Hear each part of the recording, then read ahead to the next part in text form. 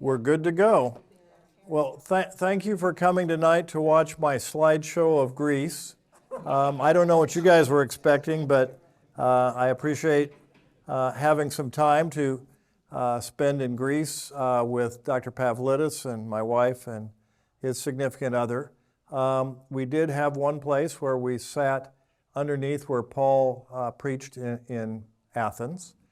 So I assume it's tax deductible. I don't know how that works. So this is really a pleasure. I was telling my son, this is like doing stand-up comedy where you've never practiced the jokes. So we'll see what happens. So the idea behind this, and Don, I think, has done a spectacular job of trying to reframe the Bible with a 21st century perspective on things. And what my intention is to kind of share a little bit of my journey of going through this as a scientist, and how do you reconcile both the science side of your life and the faith side of your life.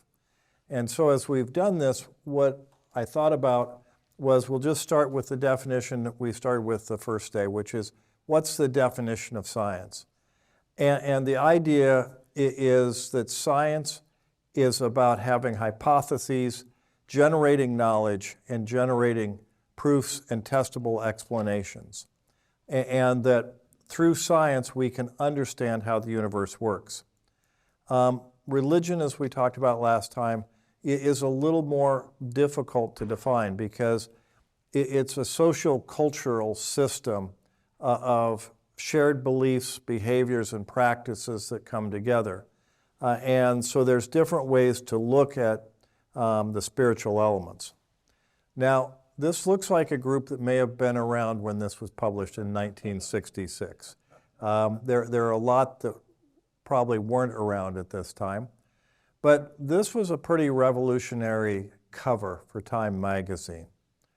And so I thought it'd be good to maybe start off with each of you at your table kind of discuss what was happening in the 60s that would generate this sort of cover, and then to think about what has happened to our belief in God since this cover story. Because what I'm going to try to do is then go into what the data and statistics tell us about today and where we go from there.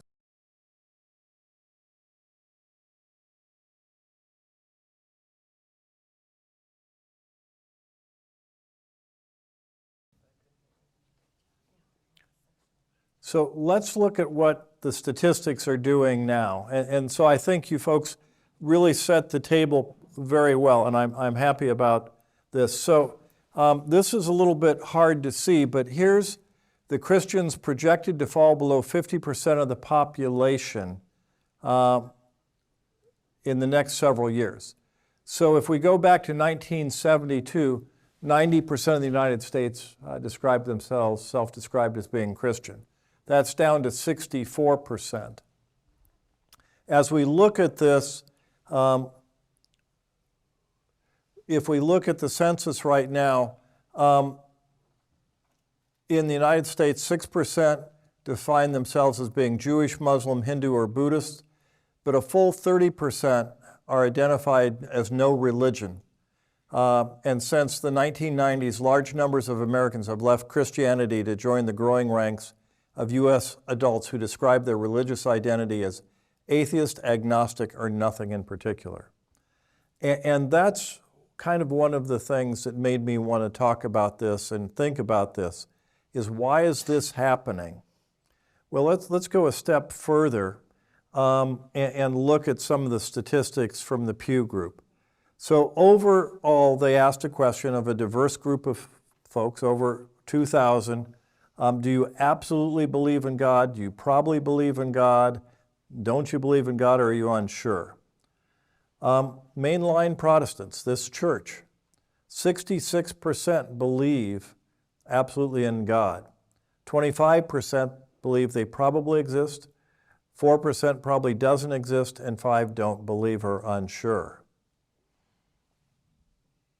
What about Catholic? Many of you probably would have said, oh, they're going to be much stronger than we are. but they really look very much like us. Now let's look at the next group, evangelical Protestants. 88% absolutely believe in God, and 10% probably exist. Less than 1% don't believe. So now you can start seeing where the tensions are developing as we go forward. Now the next group is kind of interesting, I think. What about historically black churches? They look just like the evangelicals. Nothing makes my day better than to have someone tell me to have a blessed day when I come into work. There's a very strong faith tradition. And one of the things that I think is interesting in this is that it is something where they've come through a very hard time.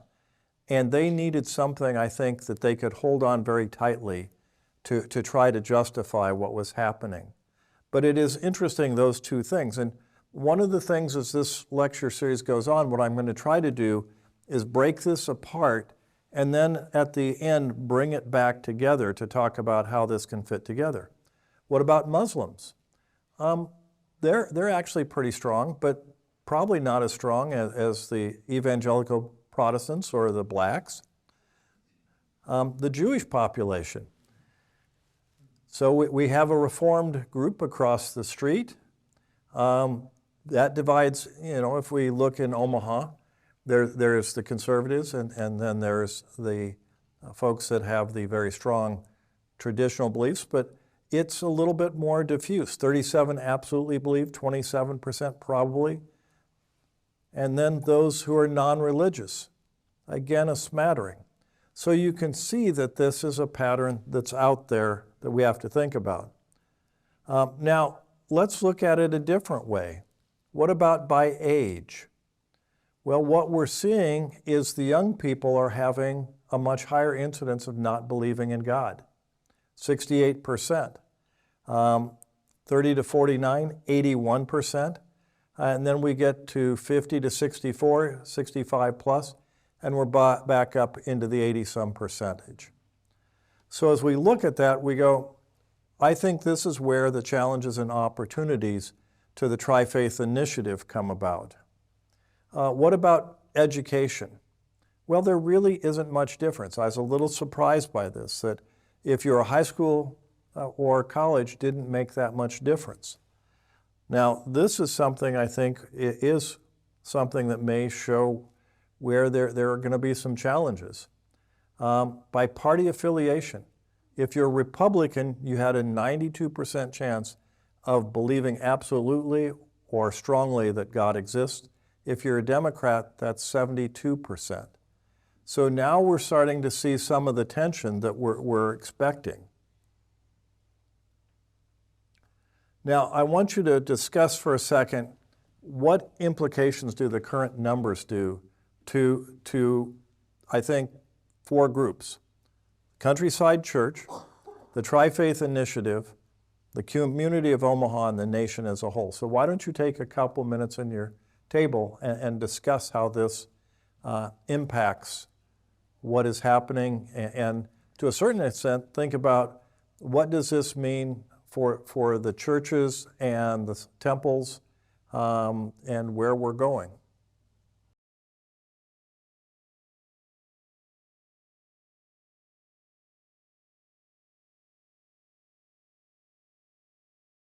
So let's move on now and talk a little bit kind of what I thought about as we are going, as I was looking at this. And so as I looked at this, I thought, what do I see as the decline in belief of God is due to? And we've already touched on this. There's been a decline in the trust in organized religions. Certainly in the 60s, I believe the WHO said don't trust anybody over 30. There's a lot of rebellion and angst over that kind of status quo.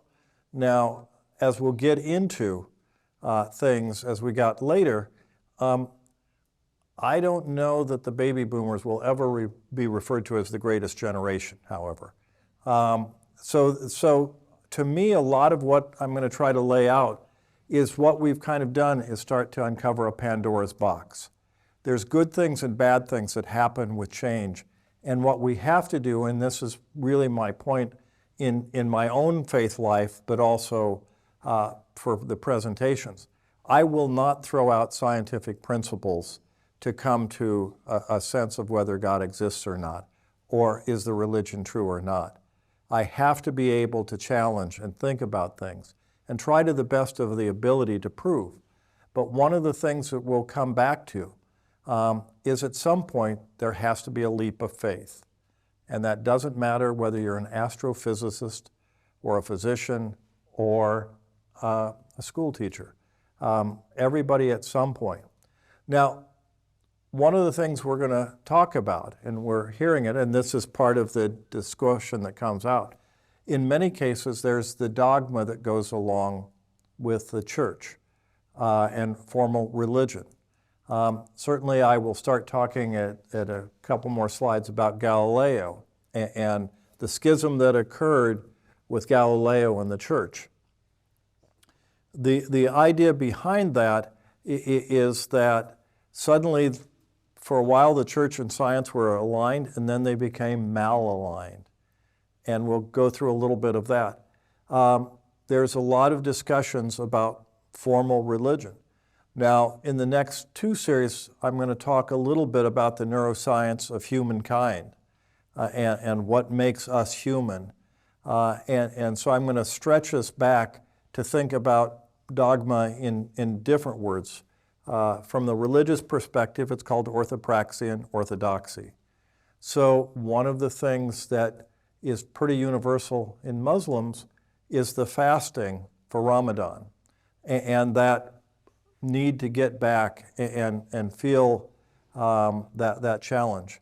For many, Lent was a time of actually giving up things. As my son always said, I'm giving up cigarettes for Lent. Now, he's never smoked, so it's not a huge sacrifice. But there are some reasons. The high holidays in the Jewish is probably one of the strongest things that holds them together and unifies them. So as you look at this, that sort of things, I was talking to one of my patients and they were talking about Fiddler on the Roof. And when they went to Japan to do the presentation, the Japanese said, no, this isn't about Jewish culture, this is about Japanese culture. The same stories hold true. So as we go about this, we're going to see that dogma has both good and bad things. All these things have both bright sides and dark sides, and what we have to do is try to align that, and I hope to talk a little bit about it. Now, one of the more interesting things is the concept of paternalism, and we're going to go into more detail about that in a second. The second that I'm going to try to talk about is the apparent schism between religion and science. And what I put down is the inerrancy of the Bible. And we have a lot of discussions, and Don's whole point was, as this church likes to say, we take the Bible seriously, not literally, and we can talk a little bit about that. But I'm not going to spend much time on that. What I am going to spend more time on is to try to challenge the inerrancy of science. We tend to take scientists as absolutists, and that they're absolutely right. I sometimes kind of make the joke that if you look, science has changed more than religion has in the last 2,000 years. When I started medical school, there was a medicine called a beta blocker that you absolutely could not give to a heart attack victim. It would kill them. Now we give it to everybody who has a heart attack. What I like about the scientific process, it's about continuous learning and gaining new knowledge and building that in and building upon it. We're going to talk next week about the Flynn effect, and I've modified it a little bit. The Flynn effect has basically demonstrated that intelligence across the world is going up steadily. And the reason is because we're always building on knowledge. So we don't have to have lengthy discussions about the shape of the world. Is it flat or is it round? And so as we go about this, I'm going to challenge a little bit about the inerrancy of science. And then I'm going to finish up the evening talking about the uncritical deference to postmodern philosophy. And we heard that in our discussions about throwing out the old and the establishment. And we're going to talk a little bit about the postmodernists as we go through. One of the very nice books that talks about dogma and paternalism is Todd Rose, who's a developmental psychologist in Boston. And this is a wonderful book to talk about how human behavior, and I'm going to come back to this in the next couple weeks as we dig into human nature and what it is to be fully human. But one of the things I wanted to bring out of this is we need a social structure. We need a common sense of beliefs. It might be Husker football until more recently, but it might be the Tri-Faith Initiative. And one of the things I think for us here is we have to buy into the Tri-Faith concept if we want to be in countryside. As we joked about when we started this, it actually makes us better Christians to be in a Tri-Faith Initiative because we understand the faith and beliefs of others and the common pathway to God. And as I said, this leads to the concept of orthodoxy and orthopraxy. Now, one of the things that really hit home for me was the concept of paternalism. And I think this is something we're going to dive into in a little more detail to talk about when we talk about human nature. The definition, so I'll start with a story, which is about 20 years ago, I was sitting at the lunch table with my daughter, who was 14, and my son, who was 17. And Beth and I were talking, and she got disgusted and said, "You are being very paternalistic." To which my son said, "He is the definition of paternal." But as we look at the concept, and this is going to be important, and I'm going to challenge some of the assumptions that we go by, paternalism is an action that limits a person or group's autonomy and is intended to promote their own good. And I'm going to give you some examples which will probably change some of what you think you know. We're going to talk about one of my favorite books by two economists who studied people living on $1 a day and what motivated them and how well-intended programs went astray and why they went astray. So we're going to challenge the idea that good intentions are sufficient.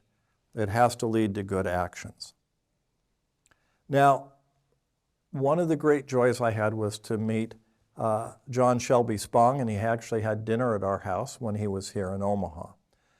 Dr. Spong has really been an advocate that we have to move Christianity forward. And he has several titles, and I just picked this one. I had several in my bookshelf. And there really is a lot of evidence and a lot of history that says you cannot take it literally because it conflicts even in itself. And it was never intended to be taken literally. And in the next couple meetings, I'm going to break down a little bit about how the human brain works, what we knew at the time, etc. So because Don has already covered a lot of this, I'm not going to spend a lot of time of trying to talk about fundamental or not. Now, who is this? Galileo. So what happened with Galileo? He was excommunicated. Perfect. So it was interesting as I was looking at this as a use case because it's a little more nuanced than I thought it would be.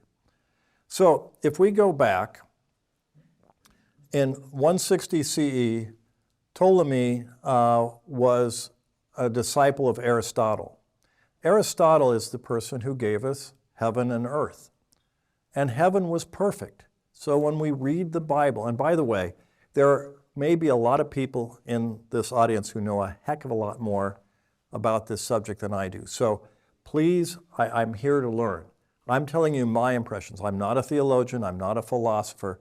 I'm telling you what my readings are. So as we go through this, we need to be open to the discourse. But my understanding is that Aristotle really, in a sense, inhibited growth. He led to the Dark Ages until we started to interact with the Persians and getting the Islamic scientists to move us forward. But Ptolemy came out and supports the geocentric perspective that Aristotle established with good science. And that is everything rotates around the earth.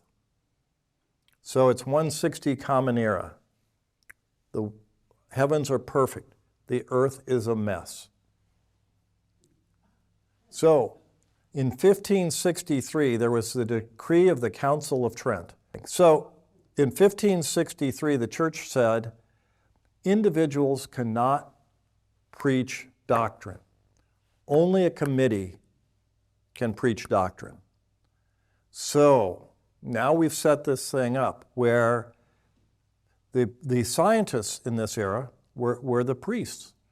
And there was a 100% alignment between the scientists and the priesthood, and that's where the education. But what they said is, we don't want any more of those Martin Luthers going off and causing troubles. So it's going to be a committee. When I got married in the Catholic Church, we did a Catholic inventory. And so Mary and I had to go into separate rooms and take 110 questions, and then we got back together, and were compared with the experts. And so we had to come to a common understanding, and that's really what the Decree Council of Trent went. So now we move forward. In 1611, Galileo's research supports the heliocentric, not geocentric view that Copernicus established. The sun is at the center. Now, he did a lot of arguments about why this is proof. One of his proofs were about tides, and the tides proved that the sun was at the center of the universe, or center of the galaxy. Now, look at the timeline from 1611 to 1632. In that time, he had regular connections with the church, and there were lots of discussions. And the discussions were, you can preach about the heliocentric view, you just can't make it a doctrine because of the Decree of Trent. So, being a little bit of a contrarian, he goes, okay, well, I'm going to make a play. And that play is going to be concerning two chief world systems, and one of the protagonists will be called Simplico. Now, Simplico, as it turns out, looked a lot like the Pope. Okay? So, human nature being what it is, next year he gets excommunicated. So, one of the things I thought was interesting, because this really started that split between science and religion that carries forward. But what I'm going to try to talk about is this is human nature coming forward. Paternalism is human nature. Dogma is human nature. And what I think we're going to try to do is establish that we need to have a scientific perspective on what it means to be fully human and understanding that. Now, who saw this movie? Okay, what is the concept behind this movie? This movie talked about the multiverse. And the concept behind this is based on quantum physics. Everybody has heard about quantum physics? So the idea behind quantum physics is that the belief of the scientists is that any action that can happen will happen. Therefore, the extension of that property, of that belief, is that there are multiple universes. And these multiple universes are going on all at the same time. So when you see the actors in different things, they're saying, oh, this is a different scenario played out in a different universe. Now, as I was doing my deep, detailed research in Wikipedia, I went back to the origins of the multiverse. Now, there's a physicist by the name of Schrodinger, and he brought this up in the 1930s, but more to say it's not true. The first real documentation was in a 1961 Flash comic book about the multiverse. But what I want to show you is certain people this has become dogma. So, Stephen Hawking's.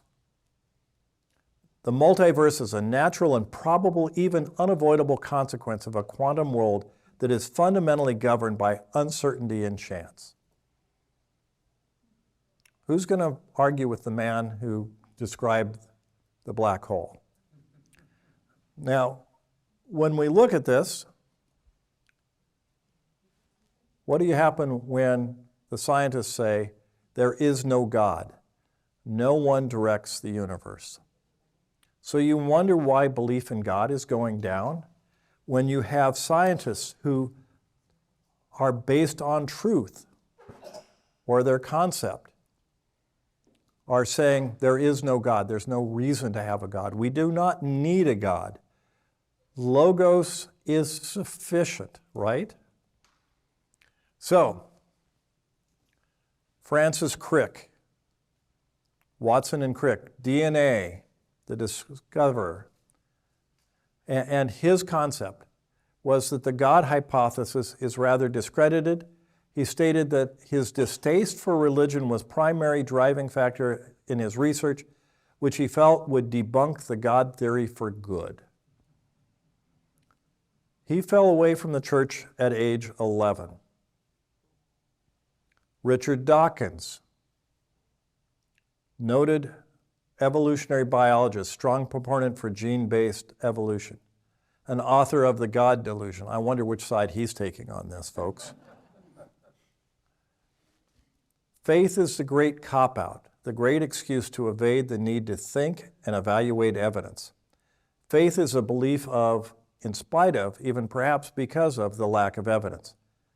Faith being the belief that isn't based on evidence is the principal vice of any religion. So this is what's coming out. As we look at this, that's end of part one. So let's take a break, and then we'll bring out the other side.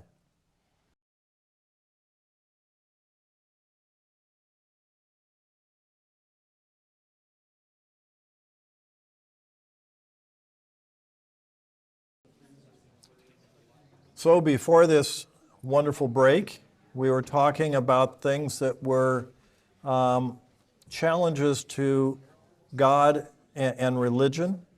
We talked about the negative impact of dogma and paternalism, and we're going to readdress those subjects in the next 2 weeks. We talked about the inerrancy of the Bible and how if you believe the Bible is absolutely true, it puts you into all sorts of binds. And that's what Don Sarton has talked about. And now we've started this pathway of the inerrancy of science. And I just presented Nobel Prize winners and fundamental brilliant scientists who have said, there is no God. There's no reason to have a God. We all know where things started. So at this point, I said, well, let's line up the other side. How many of you know of Karen Armstrong or have read her books? As Don and I were talking, 800 pages of the easiest reading you're going to come across, right? Now, this was my favorite part. She was interviewed by NPR, and Terry Gross was trying to get at her and said, well, what about Richard Dawkins? We just talked about he's a vehement atheist. And she said something which I think is important to the Tri-Faith Initiative and what I'm going to try to set up. I think some of his characterizations of a religion are a bit sort of simplistic and uninformed. The concept of God beyond God. God is greater than anything we can understand. And when we talk next time, I'm going to try to give you one of my favorite books on this subject, The Dawn of Everything, which is a 10,000-year history and try to show the commonalities.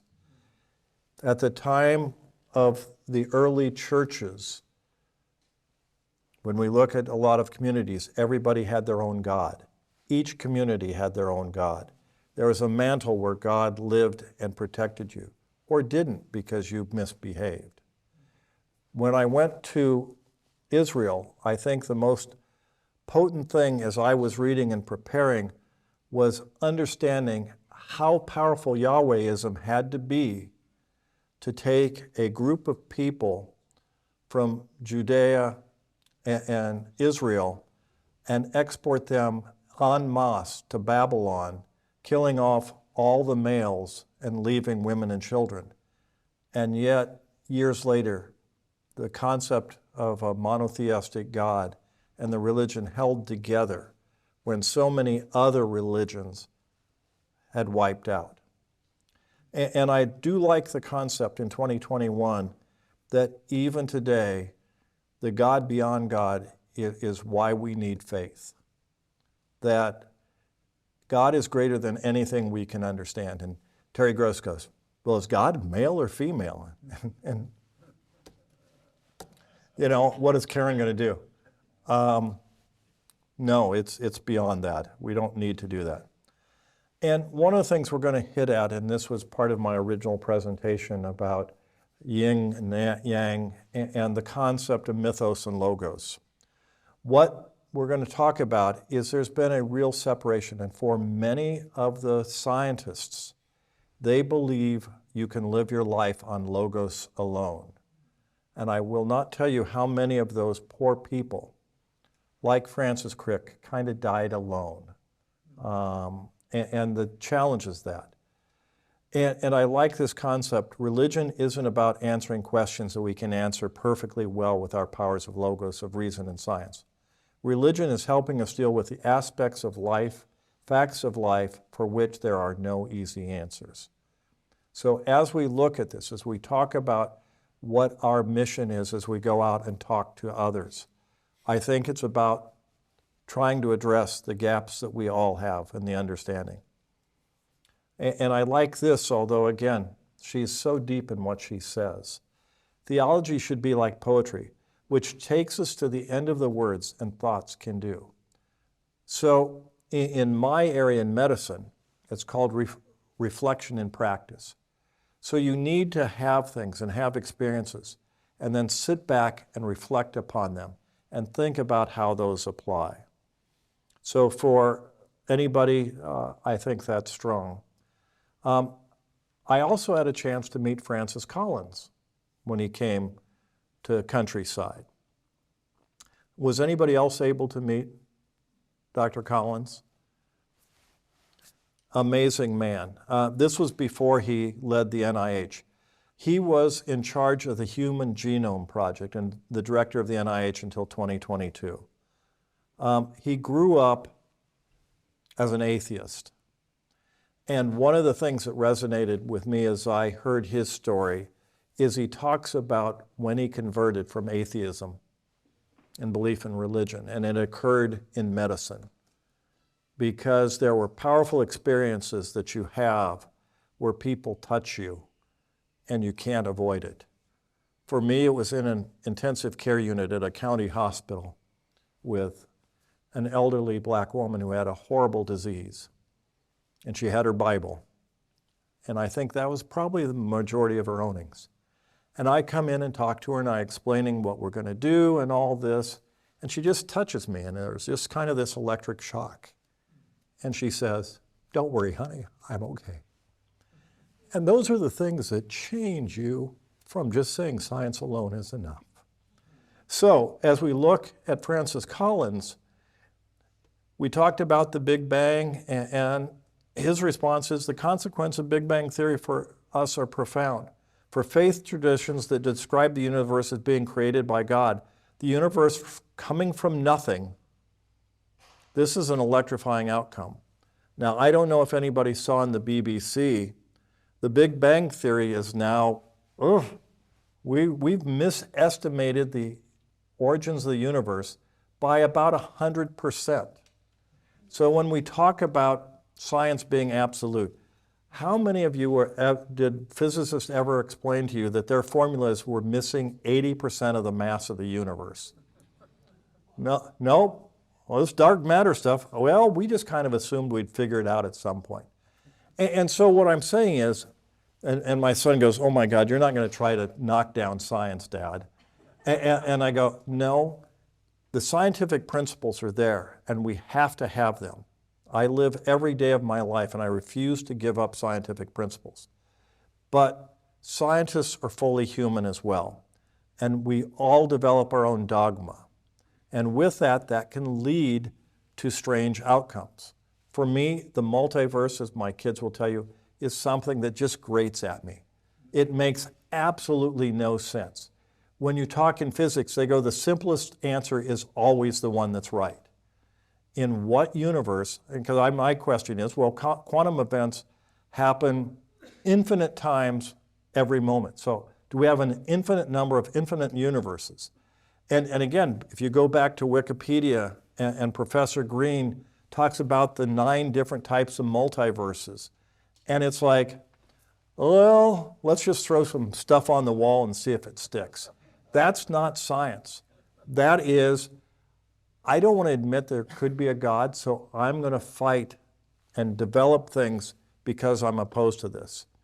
And there was a physicist by the name of Paul Davies who wrote God and the New Physics and wrote some articles in the New York Times about how you can have faith, and that basically all physicists had to take things as leaps of faith. For all of us, we probably did that mental exercise is, okay, what came before this? Okay, what came before this? What came before this? And at some point, you run out of answers. And this goes back to the concept of God being greater than God, that we have to have a matter of faith. Even the Big Bang, as I said, this, in September of 2023 isn't the absolute answers. Now it's radio waves and radio frequencies that happen for 176,000 years early on and affect things. So I think this is cool. For him, the human genome is both a stunning scientific achievement and an occasion for worship. One of the things that was interesting to me, because I'm going to talk about Steven Pinker as I go into the last segment. Steven Pinker, when Francis Collins was being nominated to be director of the NIH, wrote a very vitriolic protest to having him.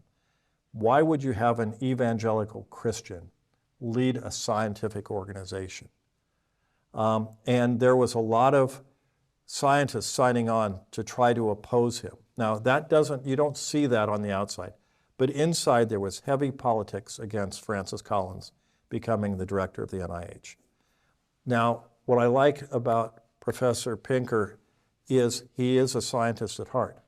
And so after working and seeing his works, he goes, I was wrong. He's actually a good person who can hold both concepts. There's this Stephen Gould, another noted evolutionary person, who said, you cannot mix science and religion. They are completely separate fields. And I'm going to argue for the next couple things. We have to have the two together. So, and I think this becomes important. Faith more than science can help illuminate morality and existence. And this is my transition in a second to my final. But I really liked this statement, and I think if we're asking what one thing would I like to see taken out of this to go out to our church and to the tri-faith, is if we want to attract people. And to me, the challenge is not to try to convert the evangelicals who have a strong belief in God. Different format, as we say, different pathways. It's the 30% of people who now have nothing to hold on to. As a physician, when I look at the opioid crisis, when you think about it, one of the things I was reading was when they talked about Judas and committing suicide it was described as a sin of despair. And I think right now a lot of our children are in despair. And so they're trying to find answers and they can't find it because we've pulled the rug out of what's going on. But I like the idea that challenges of the 21st century require a harmony between science and religion, not just a ceasefire. And then, of course, the other physicist, God does not play dice. For anybody who watched the Oppenheimer movie, Oppenheimer thought Einstein was old and senile and just didn't get it, what quantum was really about. Now, this is going to be something that I want to build on a little bit in the next couple. I believe in Spinoza's God, who reveals himself in an orderly harmony of what exists, not in the God who concerns himself with the fates and actions of human beings.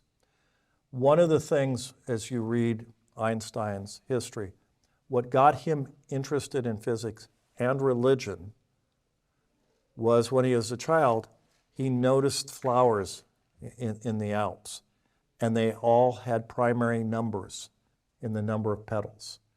And he goes, there's an order to this that cannot be explained.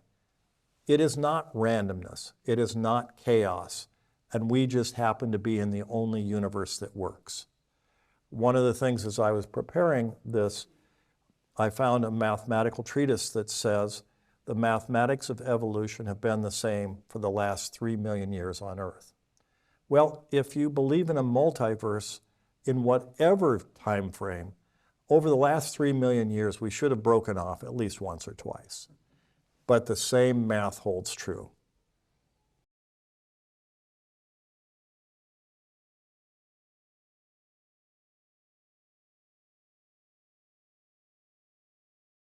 So the last thing I want to finish up with that I talked about, which might be a little bit different, is the concept of postmodernism. Do folks know about postmodernism? No. Well, this is kind of interesting because I think it gets at some of the conflicts that we see right now and why we have those conflicts and the challenges that we need to understand in this Pandora's box of intended and unintended consequences of actions. So postmodern philosophy originated in the 60s as a philosophic movement that arose from the critical response to the assumptions allegedly present in modernist philosophical, i.e. those in the Enlightenment period, that there's ideas regarding culture, identity, and history or language that were developed during the 18th century of Enlightenment. And this questions the importance of power relationships, personalization, and the discourse in the construction of truth and worldviews, i.e. everything is relativistic. There is no absolute right and wrong. And so you're just making an argument. And I have a different view. Now, this gets a little bit of what Eric talks about and the challenges for Eric in his presentation, because what I'm going to talk about in the next couple is probably not every view carries equal weight. So as we do this, the question is, how do we create a construct that moves forward? Now, another way to look at postmodernist philosophy is this gentleman. So, for those who were alive in the 60s, this is a very popular song. Gee, there's no heaven, no hell. Imagine all the people living today. No countries, no killing, die for, no religion. To imagine people living in peace. It's hard to argue against that. The difficulty is the postmodernists were really Marxists in origin. And these are all French philosophers who said, you know, there is no right and wrong, and you're just doing this for power. and you're doing this to get an advantage over me. So my question here is, if you could live anywhere at any time, when and where would you pick to live? Not leave. You can live. So any takers? Think about that.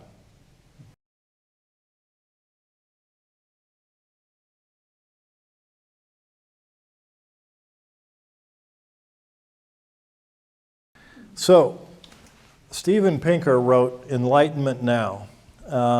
He's a cognitive scientist, humanist, and believes in secular humanism. He's a solid atheist in all these scores. But he wrote this book to go against postmodernism. Now, it turns out the evangelical right turned on him for this stuff as well. But what he has argued is enlightenment is about establishing universal moral and political foundations. And I agree with that. Postmodernist thinkers argue that rationality has no firm foundation, is not about the advancement of knowledge, but a vehicle of power. And he argues via a series of studies that life, health, prosperity, safety, peace, knowledge, and happiness are on the rise, not just in Western society, but worldwide. And he's arguing this is the best time to be alive. This is the best place. So one of the things we'll talk about in the next series is that what we need to do is to keep in mind that there's a lot of concepts. There's Steve Windle, who's a psychiatrist at the Med Center, and he talks about good news being very slippery and hard to hold on to. But bad news is like Velcro, and it sticks. And one of the challenges we're seeing now with social media and that is bad news sticks. Guess which gets more clicks? Guess more views? So we have the brightest minds in America now getting to build more and more discord as we go forward because it creates more clicks. But this goes back to the last thing about science that I want to bring out. You can be wrong about things, in which case knowledge needs to evolve, but there is such a thing as knowledge. So I want to dispel postmodernism as a viable methodology. It does not lead. There was a quote from Snowden. It was a little too long to put in here. But basically, he's an atheist, and he said, it's easier to believe in God than postmodernism. And I figured that's the harshest statement an atheist could ever make. So over the next 2 weeks, and I was telling Don, I know what I'm going to say, I just don't know how I'm going to say it or how I'm going to lay it out. So this will be kind of interesting. But what I'm going to try to do now is take several different points and weave this together. One of them is a beautiful book called Becoming Human that looks at human behavior compared, and this was a comparative biologist who looks at bonobos, chimpanzees, and humans and has done a lot of testing and says, this is what's unique about being human. I'm going to look at The Dawn of Everything, which talks about basically a 10,000-year history from all over the world and where things developed, and it is very astonishing as they. And then I'm going to talk about the neuroscience, how we learn, how we think, how we see things. Has anybody seen the gorilla on stage thing where on the internet, where they show these balls moving around, and a person in a gorilla outfit comes out and walks across the stage, and you miss it? One of the things that's interesting is how we perceive the world, how we see things, how we reflect in other people's eyes. And that's what I'm going to be covering at those sessions. So, your assignment for next week, reflect on your thoughts, is God dead? So, that's all I got for tonight. Thank you.